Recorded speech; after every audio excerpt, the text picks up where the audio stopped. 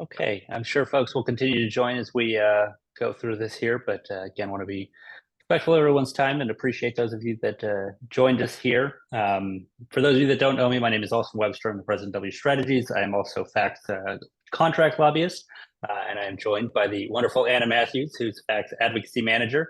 We're going to go through a handful of slides on the state budget here, provide you all with a quick overview, and then provide any questions that you all or answers to questions that you all might have.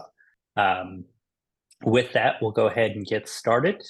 And if you wouldn't mind taking us to the first slide here. So Anna's going to provide some more details on the college budget, but before we get there, I just wanted to provide you all with some context on the state's budget as it stands right now. So big picture, as many of you are likely aware, we are going to have some revenue challenges this year. The late fall, the LAO projected that it was going to be about a $68 billion deficit that we were facing. On January 10th, the governor announced that it was actually closer to $38 billion.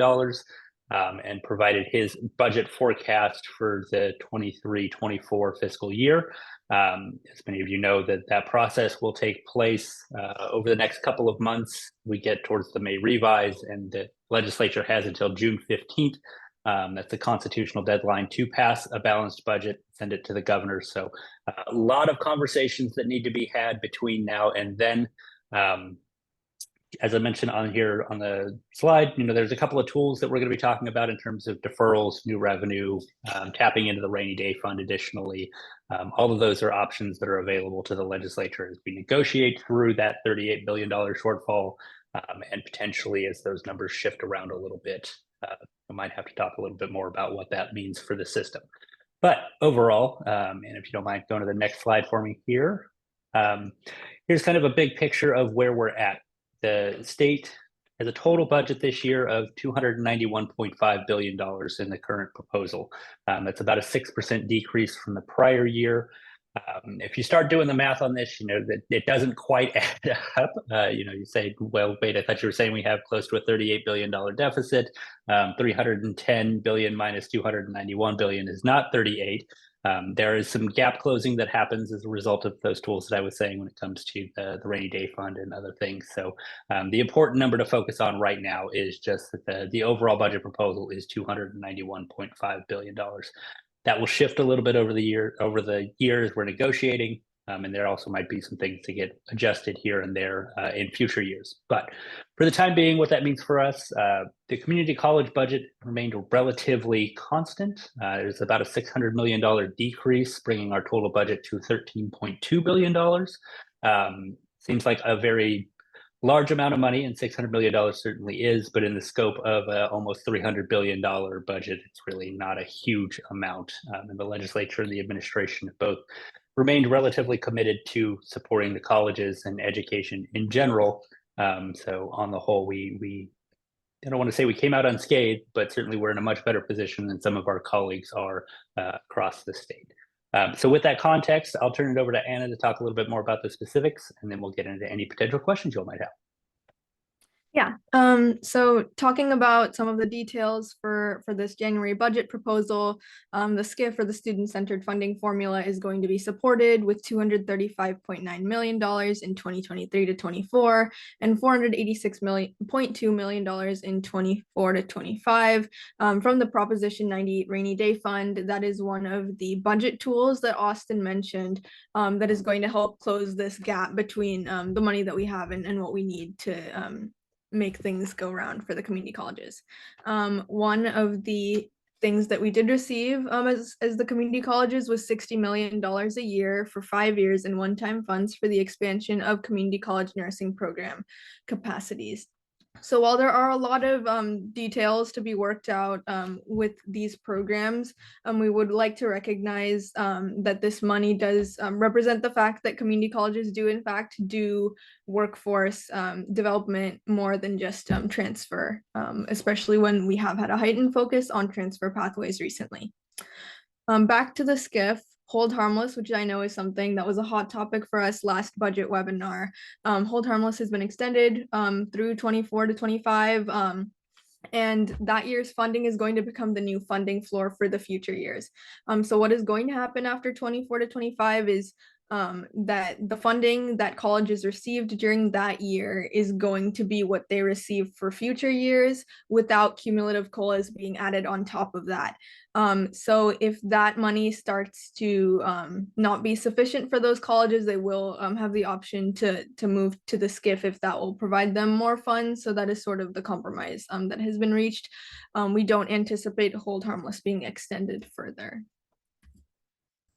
A couple more things. We know that there was a lot of movement with student housing this past year when money that was supposed to go to the college's student housing projects was kind of pulled back due to the difficult budget year and replaced with local revenue bonds. And that was known as the Student Housing Revolving Loan Fund program that kind of put the onus on the colleges to be able to work out these loans and fund these projects. So per the colleges and the legislature's request for the governor and the state to sort of take on some of that burden, that program has been suspended. So by the May revision, we're hoping to have a statewide lease revenue bond plan. So we'll be waiting on the details for that, but that will make these projects go from like a local revenue bond plan to a more statewide one. One last thing is implementation of the Cal Grant Reform Act. That's supposed to be addressed in the May revision, but it is heavily dependent on how much funding we will have, and it may be pushed further out. Cal Grant reforms were approved this past cycle to expand access to more students and to better serve who our student population is. But again, we don't know what will happen because we do need the funding in the budget for that to move forward. All right, so COLA, or the cost of living adjustments. So these were what were provided in the budget proposal. Some of these things will be subject to change and can be worked through the budget process. We did receive a small 0.76% COLA for the SCIF, and that adds up to $69.1 million, a 0.5% enrollment growth COLA of $29.6 million, again, a 0.76% COLA for select categorical programs and adult education of 9.3 million. So again, the COLA goes to select categoricals, unfortunately not all categoricals, and advocating for the COLA to be expanded to more categoricals is certainly something that is one of FACC's advocacy priorities. In the current iteration of the budget, COLA is included for EOPS, DSPS, apprenticeship, CalWORK student services, and care, but unfortunately is not included for Umoja, Puente Next Up, MESA, Strong Workforce Program, Basic Needs Centers, and full-time and part-time faculty hiring. So again, that is something that we will continue to advocate for the expansion of. So I'll turn it back over to Austin for our overview, again, position on the budget and some of our priorities and advocacy on the budget this upcoming year. Thank you, Anna. So broadly speaking, we are wanting to communicate with the governor, the legislature, that we're grateful for them maintaining our funding for the whole. We recognize that it is a tough budget year. One of the anecdotes that I've been sharing with folks is that, there are certain agencies across the state that are taking huge reductions at this point in time, as large as 80% cuts. So, we are in a very fortunate position on that, and we certainly want to communicate our appreciation and the support for our faculty, staff, the students across the board. So as you kind of see on there, the first one that we have in our priorities is to preserve the community college budget. We hopefully will be able to expand COLA a little bit as we get closer to the May revise. COLA is a formulaic calculation, so parts of that will be dependent on that. And then as we go through this, we do want to reform the student-centered funding formula. It's a big picture goal that we have as an organization. This may not be the best time to be implementing some of those changes, but as Anna was mentioning, as we're getting closer to that hold harmless deadline and the new funding floor, there certainly are some conversations that need to be had there. I also want to respond. Go ahead, Anna. I will note that FACC's Legend Budget Committee has been doing a whole lot of good work on FACC's position on the SCIF and the different ways that we believe it could be reformed. And that paper will be available soon, and it will be presented, I believe, at the Advocacy and Policy Conference. So just putting that on your all's radar. It will be for sure. And then I did want to respond to one of the questions that was posed in the Q&A from Denise Robb mentioning the $600 million. So there won't be any anticipated cuts for local districts. The $600 million change from our budget over last year is as a result of them pulling back some one-time funds that weren't allocated out or spent yet, and also some other sort of, for lack of a better way to describe it, budget magic. So there shouldn't be any impact to your core programs on your college districts. Nobody's expected to reduce any of their spending on that front. And certainly I would say that if your board or your administration is saying that there are cuts being handed down from the statewide system, that we're happy to have some conversations and help clarify what that looks like, because there are no direct cuts to any of our colleges at this point in time. That said, as I mentioned, there's a lot that has to happen between now and May. So certainly we could start having those conversations, but right now we're in a very good place. And if you don't mind.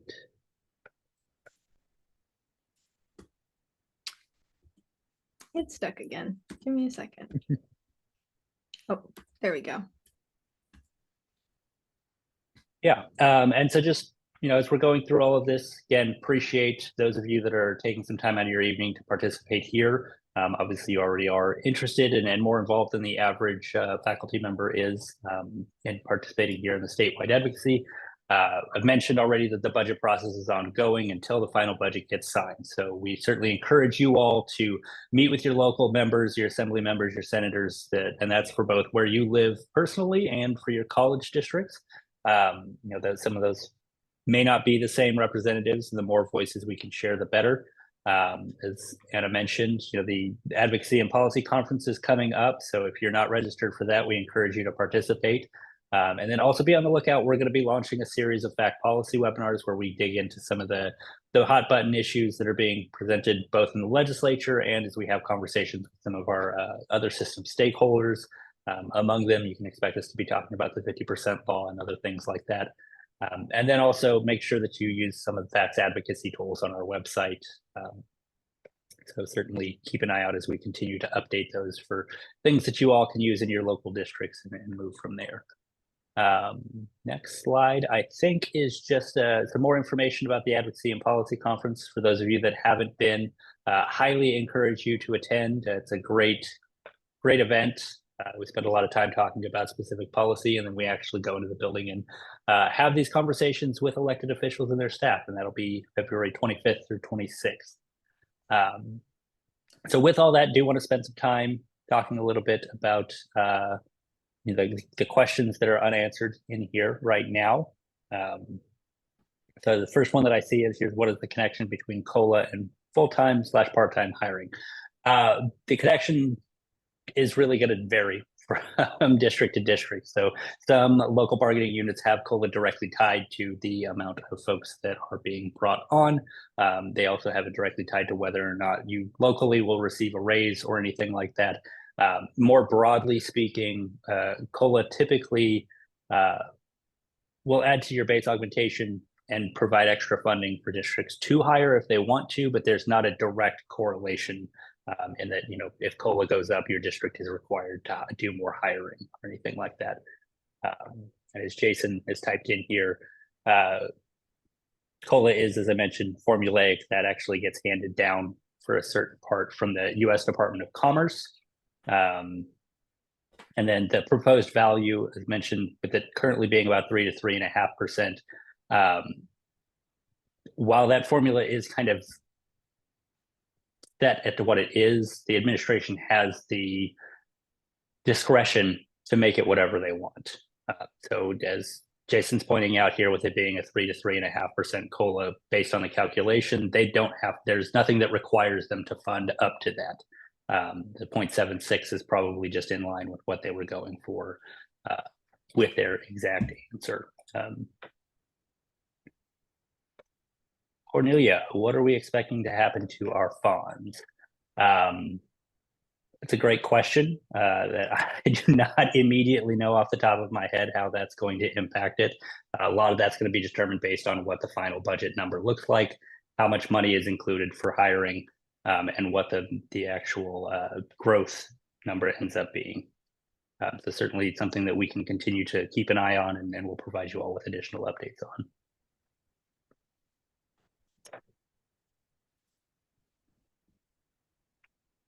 Abigail, how many colleges are expected to be frozen on COLA after hold harmless? And what type of forms are we looking at for SCIF? I'm not sure what the number is on the hold harmless freeze after the 24-25 budget year, partially because we won't know where colleges are at until we get to that budget year, but also because there's a lot of variation in things like enrollment and everything else. Right now, if this were to take place, I think that there's 12 districts that would be frozen, but that number is going to vary a little bit. And then in terms of specific reforms, Anna, do you want to get into a little bit about what some of the work that we've been doing with the Ledge Committee has been? Yeah. So we know that there are many issues as far as the SCIF goes, and the inequitable distribution. We know that, for example, our urban colleges, are not getting the Pell Grant funding, and because that's a federal standard, and money goes much further in rural areas than it does in urban areas. So looking at that, and there are just so many different issues. I think that the SCIF does not reflect the diversity of our student body, and those are some of the things. Definitely we will have that full paper published, and you'll be able to read all the details. We have lots of data in there, lots of figures, and a lot of work has been put into that from this committee. So looking forward to it being presented at the A&P. We would love to have you all there to see that. And we will also be doing a budget session there, going into all of the nitty-gritty and even talking about what these reforms could look like on a local level. Thank you, Anna. And then to take two of these questions that are in the chat here, do we know what the amount will be for the 24-25 funding for the hold harmless, and how can we find out if our college is on that list?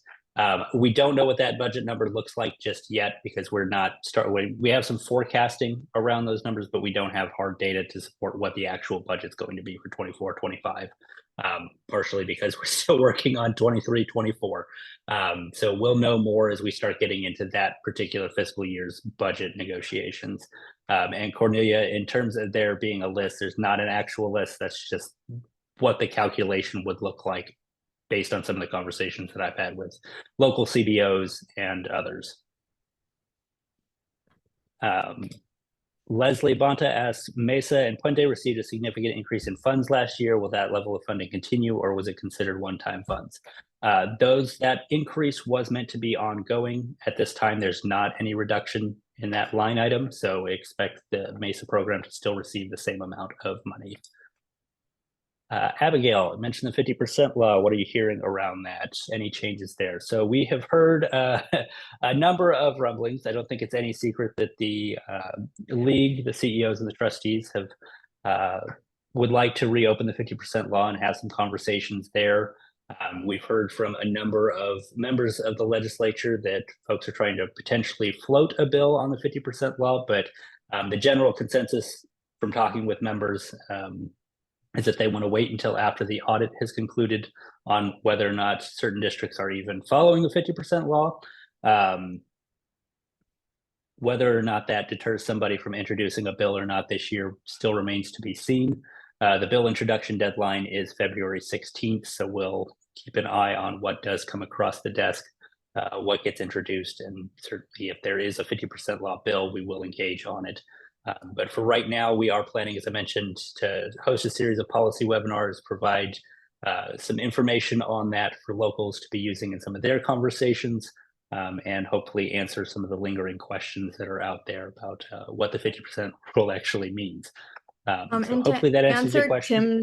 And to answer Tim's question, which is very adjacent about the progress on the 50% law audit, that has sort of been pushed forward. We anticipated it being earlier, closer to the summer. It's looking like it will be coming out in fall, so that may take a little bit of time, but it's definitely something that we're excited to get the results on, and hopefully we can move forward with data-driven solutions.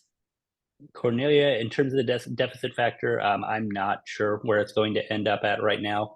I haven't heard the 0.8% number that you referenced, but in terms of where it actually lands at, I will have to get back to you on that one. And Jason, talking about the big three tax revenues, which for folks that don't know is capital gains, personal income, and property taxes. In terms of capturing some of those new dollars, I think it's going to be tough.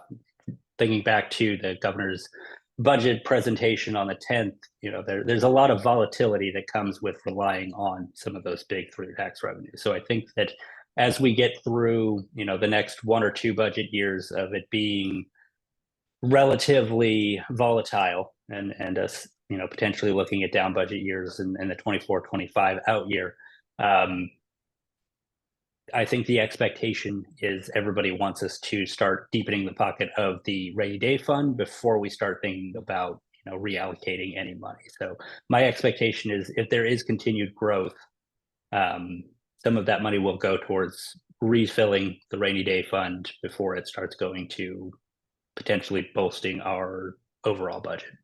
But that said, as we start to have some of these conversations, I don't need to tell all of you that we are the most underfunded system in the state when it comes to all of the education systems.